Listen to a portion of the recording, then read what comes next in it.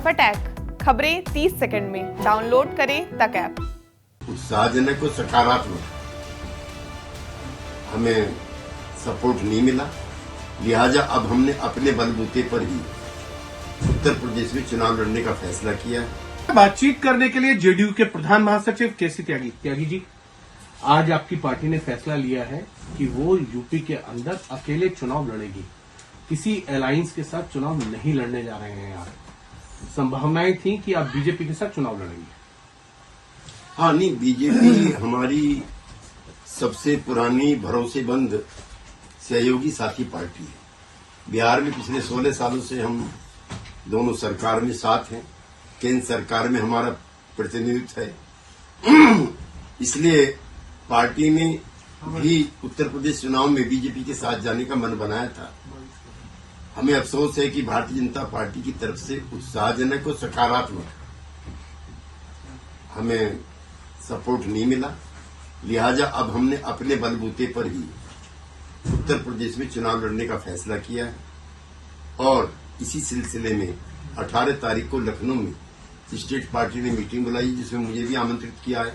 मैं भी उसमें उपस्थित हूंगा और उसमें उम्मीदवारों की सूची और नेम ऑफ द कॉन्स्टिट्यूंसी की लिस्ट तैयार करके केंद्रीय नेतृत्व को सौंपी जाएगी और फिर पार्टी की यहां बैठक होकर के उम्मीदवारों की घोषणा की जाएगी। नीतीश कुमार भी जो है वो प्रचार करेंगे। नीतीश कुमार जी का संदेश निश्चित तौर पर उत्तर प्रदेश के मतदाता और कार्यकर्ताओं को भेजा जाएगा।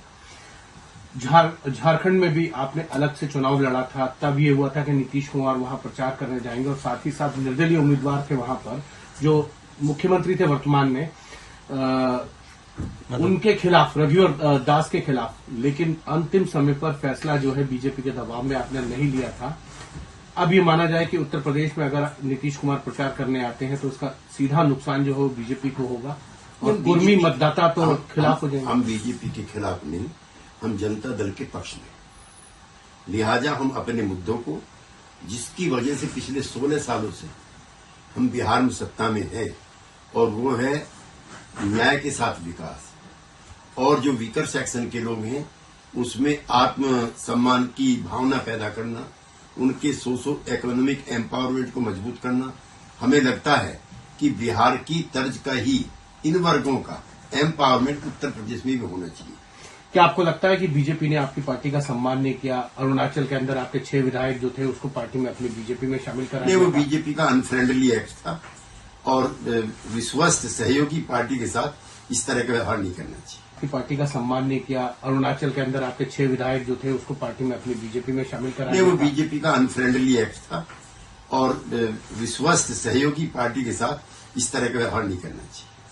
और आप तो बहुत पुराने सहयोगी दल हैं और आपके साथ जो है वो गठबंधन नहीं करके आपको लगता है कि उसका नुकसान बीजेपी को हो जाएगा? नहीं, ऐसा भी हम नहीं सोचते हैं, लेकिन हमारी इच्छा उन्हें सत्ता में बीजेपी एनडीए के नेतृत्व करते हुए लौटे, ऐसी इच्छा अभिलाषा हमारी जरूर रही है।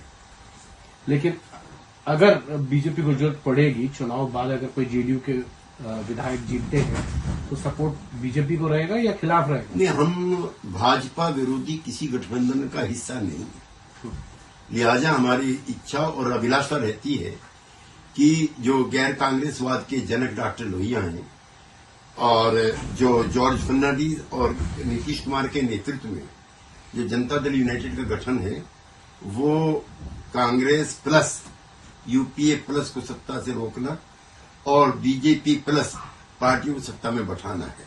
अंतिम सवाल है, अगर आप चुनाव लड़ेंगे तो उसका सीधा नुकसान तो जो बीजेपी को होगा, तो आप बीजेपी के तो खिलाफ काम कर ही रहे हैं। नहीं, हम अंकगणित के मामले में बहुत कमजोर हैं, लेकिन सामाजिक समीकरण और बूथ केमिस्ट्री बैठाने में मैं एक्सपर्ट हूं। ठीक है, ये थे केसी त्यागी। कैमरामैन संजीव के साथ हिमांशु मिश्रा,